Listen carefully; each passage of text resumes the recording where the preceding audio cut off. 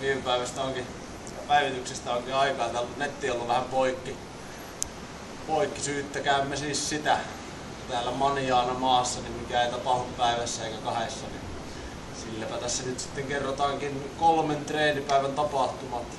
Eli levon jälkeen, edellisen päivityksen jälkeen, niin huilasin päivän ja sitten mentiin heittää ja parempaa tekemistä oli jo. Tekniikka oli aika epävarmaa vielä, mutta alkoi niinku tehot löytyä pikkuhiljaa, että 8 meni jo ihan mukavasti 66 metriä ja niin se on tässä vaiheessa ihan hyvä. Katsotaan, jos olisi vielä leiriaikana metrin pari petrattua, niin olisi hyvä lähteä siitä kotiin. No sitten tuli semmoinen pikku takaisku siinä toisena treenipäivänä.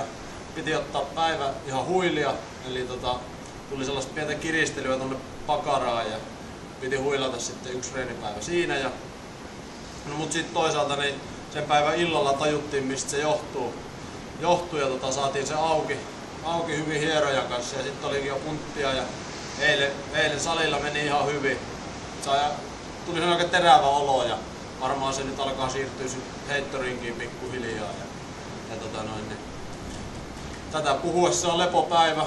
Huomenna treenit jatkuu heitolla. Katsotaan, jos olisi vielä vähän parempaa mitä tähän asti tehty. Loppuu vielä video salilta ja pieni heittopätkä.